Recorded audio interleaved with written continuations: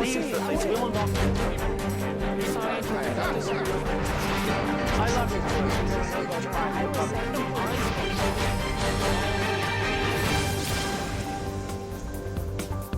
Hello and welcome to Crosstalk, where all things are considered. I'm Peter Lavelle. Turning reality on its head, candidate Hillary Clinton claims the woes of the world are due to a vast alt-right conspiracy, and it's run out of Moscow. The fact is, Western elites are in panic. Publics and audiences around the world are no longer convinced by the messages propagated by the corporate mainstream media.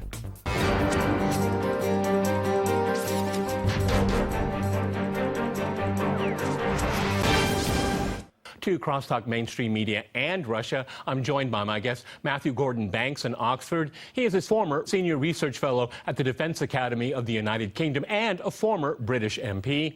In Brussels, we have Gilbert Doctorow. He is a political analyst of international affairs with a concentration on Russia. And in Washington, we cross to Earl Rasmussen. He is the executive vice president of the Eurasia Center. All right, gentlemen, Crosstalk rules in effect. That means you can jump in anytime you want, and I very much appreciate it. Gilbert, if I can go to you first in Brussels, I'm going to ask you a very simple question, but I don't think it's going to be a very easy answer. Where is all of this Russia bashing coming from? I mean, when the Olympics were here in Sochi, Russia, it was very extreme. Lo and behold, I never thought it would get worse, but it's gotten many-fold worse right now. No matter what happens in the world, Western mainstream media, particularly American media, points the finger at Moscow and, in particular, Vladimir Putin. Well, I think we're looking at one of the side effects of the electoral season, and at the real fear, I'd say, the angst of the neocon-driven establishment in their groupthink, their fear that perhaps Trump will win. And so they're doing everything. They're throwing everything they possibly can. However strange, however unreasonable it may seem to an onlooker, they are promoting the idea that Putin is driving the American elections, has an interest, has a dog in the race, and that dog is Donald Trump. And they're trying to smear Trump with this connotation that he is the tool, or the future tool, of Vladimir Putin. It's rather sad, and it's almost hysterical. However, you mentioned the mainstream media, and indeed, that is true of the Wall Street Journal, of the New York Times, and of the Washington Post. At times, they have had a hiccup.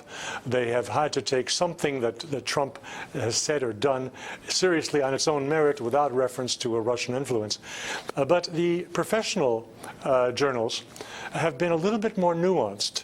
And I'd say they've reacted to that very issue of a possible Trump win in a way that shows a bit more maturity. That is to say, we can see editorial concern that their access to Washington will be cut if they don't hedge their bets.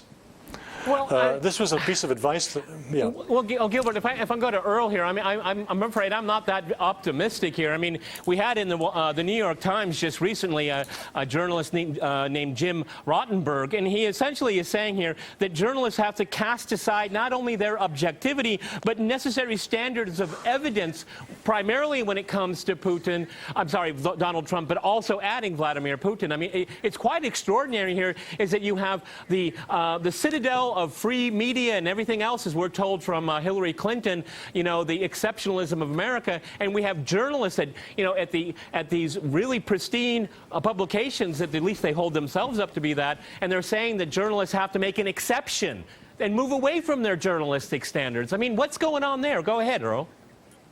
Yeah, Peter, I noticed that. In fact, they're just going after, between Russia, between Putin, between Donald Trump, between trying to cause a relationship there. It's distracting. It's taking away from the real issues. Yep. And most recently, political corruption. And we're really kind of taking a fall downward, like going off the waterfalls in investigative reporting in a lot of the mainstream media efforts. And it's unfortunate because I think it does a discredit to the news industry. And rather than having news, I pick up the paper and it's like an editorial yes. on every article, and it's getting boring. It really is, and starting to lose interest, and I think you lose its objective. Okay, Matthew, if I can go to you in Oxford here. Again, if I can cite the New York Times, a title here. Russia often benefits when WikiLeaks reveals secrets. Well, don't we all benefit when secrets are revealed about what government is doing behind closed doors? I mean, don't we all benefit knowing what government is actually doing? I mean, it's really quite galling to me is that only one person benefits from it. I mean, the American people have a right to know what their government officials are doing, but there's this constant deflection. I mean, we still, Bernie Sanders had the primary stolen from him, but no, the story is that the Russians hacked the DNC. I mean, where is the credibility of Western media to follow up on that very important story?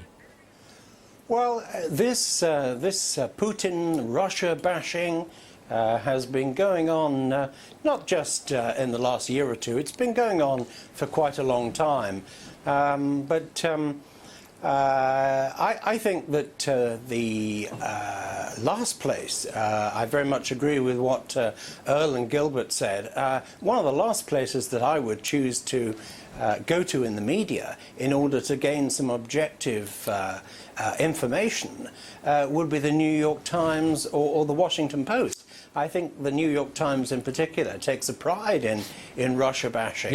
The difficulty that we have in Europe is that too often we follow what the United States does. Yeah. Well, much to the detriment, I would say, to Europe, because, I mean, Europe is geographically right next to Russia. So what do the Americans want to do, Gilbert? Fight a war with Russia to the last European? Go ahead. They do, but I'd like to back away on this from the mass media and the mainstream and the New York Times and take it to a little bit higher level, going beyond journalism to analysis. The people are supposed to be thinking and providing the policy recommendations for the next U.S. administration. In that regard, as I return to what I said a couple of minutes ago, I've detected a certain interest in maintaining open lines of communication with what could be the next U.S. administration. In this respect, I like to take some personal responsibility for this because I wrote to Gideon Rose, the editor of the Foreign Affairs magazine, and to the chairman of the Foreign Relations Council, Richard Haass. This is about 6 months ago, saying, guys, you're going to be nowhere if you don't open your pages to people of other opinions, and particularly those of the possible incoming Trump administration. And this latest issue, the September-October issue, which just came out in the last week or so, reflects precisely that. There are 3 or 4 essays at the start of this issue which deal with international questions for the next administration. And they're all written by realists, not by neocons. Now, that hasn't happened in a while. And one of them by Andrew Bacevich, is precisely backing Trump. It's extraordinary. He takes up Trump's remarks that the United States should re-examine its relationship to NATO, and he goes a step further. Bacevich is saying that by 2025, the United States should be out of NATO, that as a parent, it should cut loose its kids, and that Europeans can look after themselves. Yeah, but I mean, Gilbert, but one of the interesting things here, Gilbert, it's interesting if I can go back to Earl here. I mean, the usefulness and the utility of NATO, because this is Trump has been attacked on this issue, and I am not a Trump supporter. People put that label on me. I don't back either candidate. But the realists and other thinkers have questioned NATO ever since the end of the Cold War. But the American public has given the impression that this is the first time anyone has ever said anything of that magnitude, and it's certainly not. Or, for example, Trump's position on Ukraine is exactly what the Obama administration's position is. But you don't get Obama grilled for meeting with Vladimir Putin. I mean, Obama's met Putin more times than Donald Trump, for all we know. And at the same time, the Hillary Clinton family, through the Hillary Clinton Foundation, has made some really nice money in Russia. That's not talked about very much in the mainstream media as well. I mean, it's extremely selective here. And I wish Gilbert were right. These realists are very important people, and I know who they are, but I don't see them having impact on policy. Go ahead, Earl. Peter, I mean, there are some inklings, incremental, as we just mentioned, on some realists, but for the most part, it's really been And I have to go back earlier to comment on the political campaign. The political campaign plays a role in this, Yep. and really, you have to. Boogeyman is a great term. You know, what's the whole role of a boogeyman? It's to create fear in Yep. order to manipulate control and influence. And that's exactly what's happened here. We've got Russia as the boogeyman that can maintain control, take the attention off of issues to address it the way. The role of NATO in the future, I've always questioned. We need to really seriously look at that and evaluate what direction NATO and what's the role is, and do we encompass Russia as part of a greater European security posture. I think that's something that needs to seriously be looked at there. So there's a lot of questions out there, but we don't want to answer them right now. We want to threaten and say we've got Russia invading. Of course, you know how many troops? We've got 5 across Ukraine. We've got missile bases we're putting across Eastern Europe. We're creating a threat that doesn't exist. Well, if I go to Matthew real quick here, the boogeyman, but you know, this threat that doesn't exist. But when you hear this kind of rhetoric, countries like Russia have to react. You have to react to this very, very aggressive rhetoric coming out of the halls of power. They have no other choice. Real quickly, Matthew, before we go to the break. Well, I very much agree with that. That's one of the reasons, first and foremost, I've come on your program. I'd like to quickly disagree with one thing Earl has said. I personally don't see President Putin as a bogeyman. In fact, he is a very, very astute international politician. Okay, well, you heard that on RT. I agree with that. Okay, Very but see, impressive. this is where smart minds agree, but we don't seem to have the same kind of impact as in the mainstream. Anyway, gentlemen, we're going to go to a quick break, and after that short break, we'll continue our discussion on Russia and the mainstream media. Stay with RT.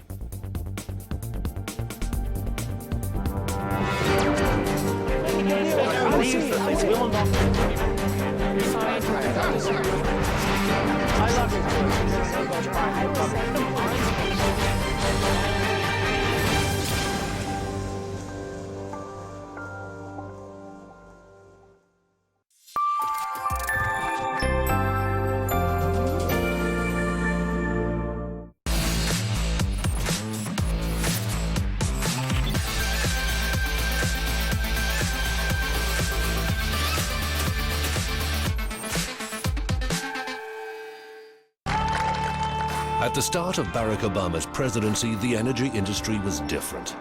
He came into office 2008. Somebody on his staff said, "Boy, are you lucky. You came into office at just the right time because the industry has figured out how to get a lot of gas and oil out of shale." Time has come once and for all for this nation to fully embrace a clean energy future. In less than a decade, 80,000 new oil and gas wells have been drilled across the U.S. And fracking has become a household word. One day, all of a sudden, our water turned all gray, and our neighbor's water turned all gray, and our well filled with methane and turned black. And today, 17 million Americans live within a mile of a gas or oil well. Even though some of the science is still unsettled, the ethical question that emerges then is, what do you do in the face of scientific uncertainty? Should President Obama take action? So do not tell me that we're not drilling. We're drilling all over this country.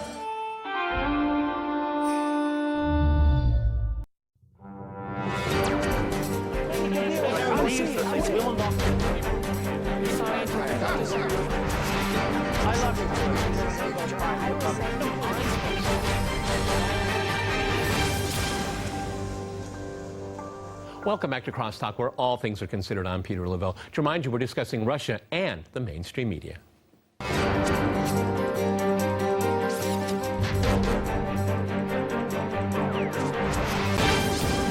Gilbert, I'd like to go back to you in Brussels.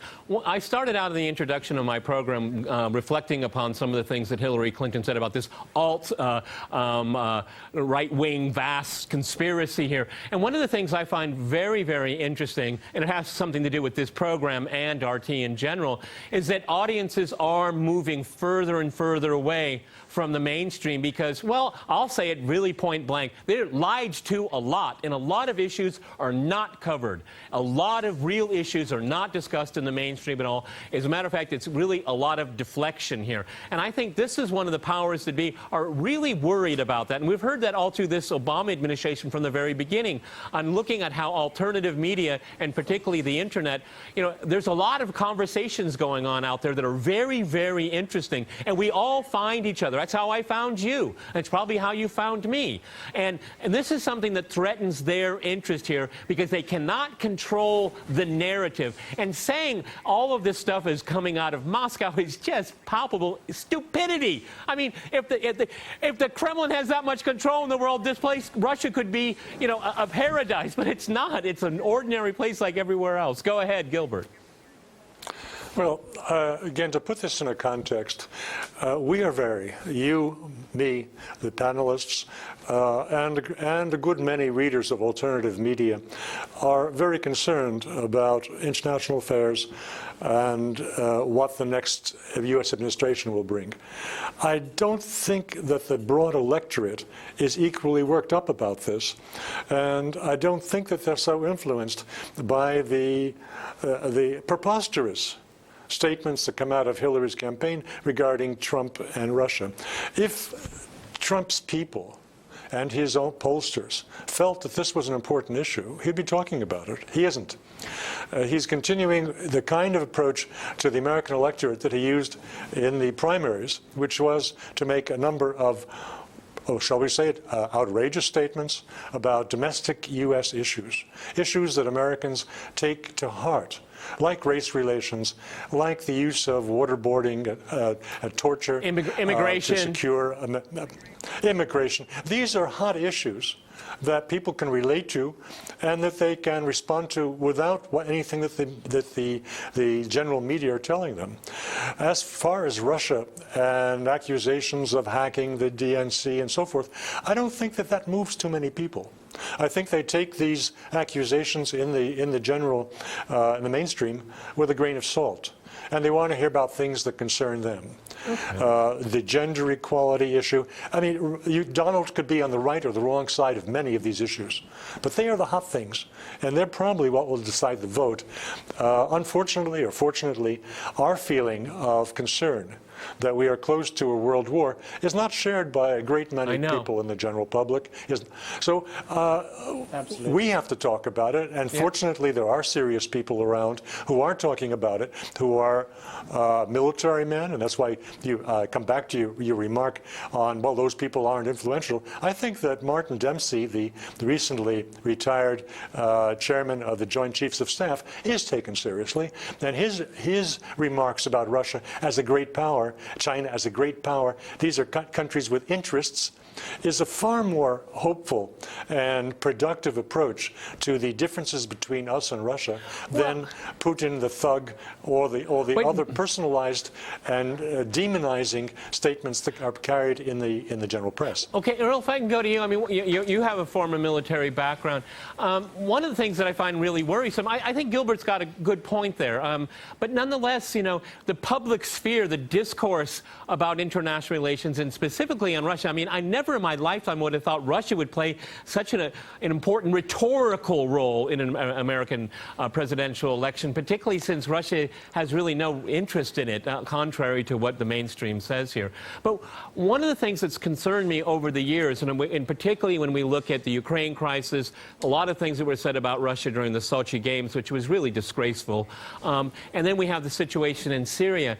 I mean, when you have this kind of war rhetoric and this aggressive rhetoric here, how do you walk back from it? Because as I think Gilbert would agree with me, I mean, we don't have too many more steps ahead before there is a real conflict here, and a conflict that is completely unnecessary. So, I understand the dynamics of an American presidential election. Everybody is, there's a lot of hyperbole here, but a lot of really powerful things have been said here. So, Earl, I mean, can we get past this? Is this just election rhetoric? Well, because Hillary Clinton, she's got a lot of neocons on her side. They've left the Republican Party. They've joined her. They want something in return for that support, and they're going to want it in January if she wins. Go ahead.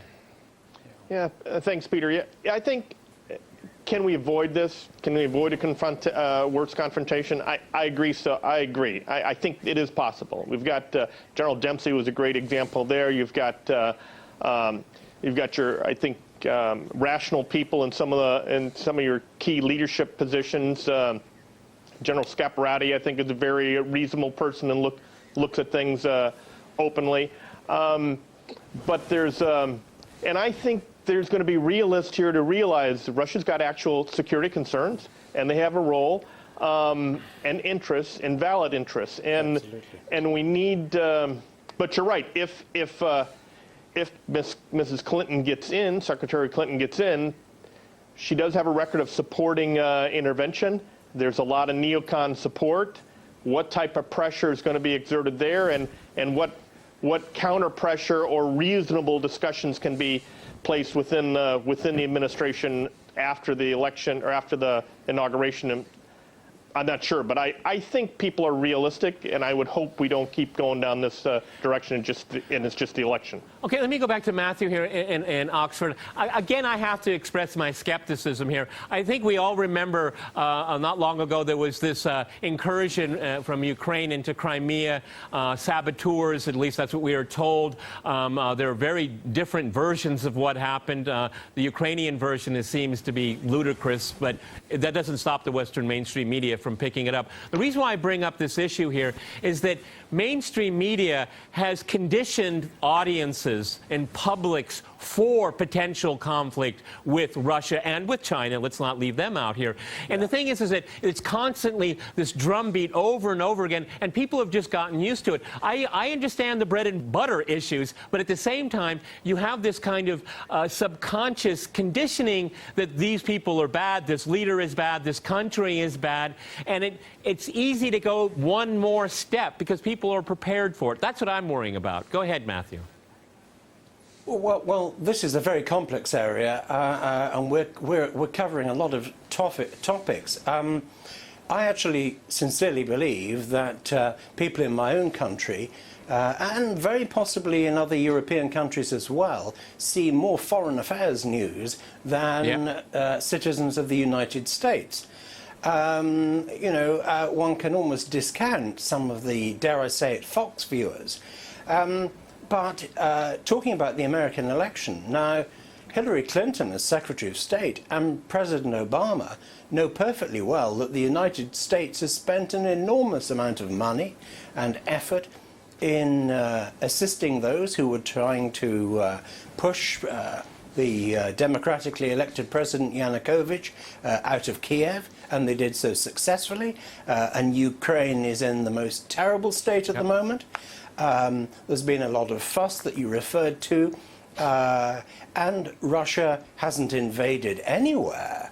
What it's done is it's taking action to make sure that NATO, with American help, hasn't had the opportunity of taking over the Russian naval base at Sevastopol. That was a simple defensive move.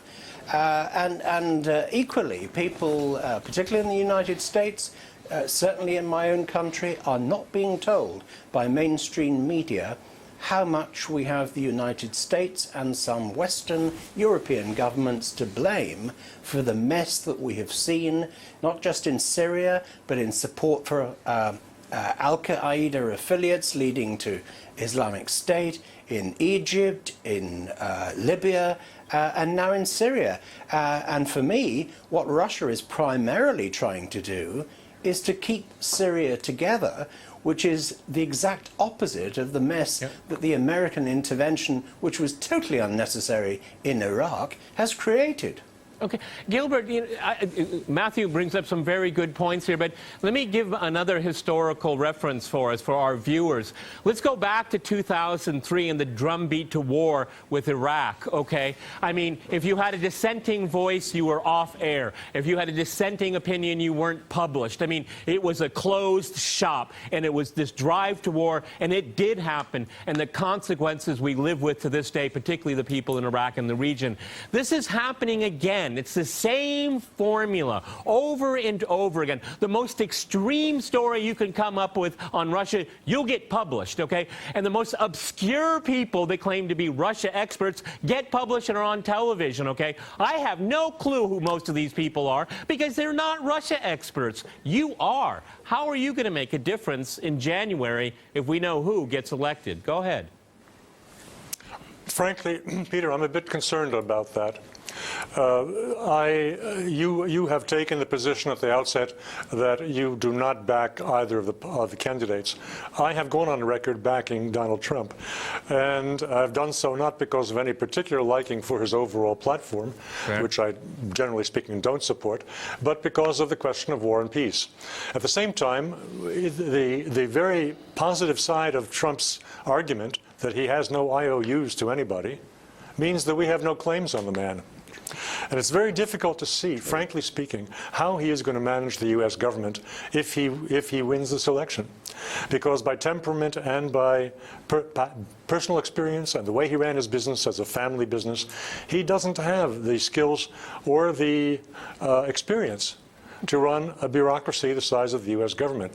So we're going to have some serious problems. The only good thing I can say is that while he's grappling with those problems, we're not going to have a war. Okay. We've run out of time, gentlemen. I just want to reflect real quickly what Gilbert said. But we all know what Hillary Clinton's record is. She's the least qualified candidate to run the U.S. government and international affairs. That's all the time we have, gentlemen. Many thanks to my guests in Oxford, Brussels, and in Washington, D.C. And thanks to our viewers for watching us here at RT. See you next time. And remember, crosstalk rules.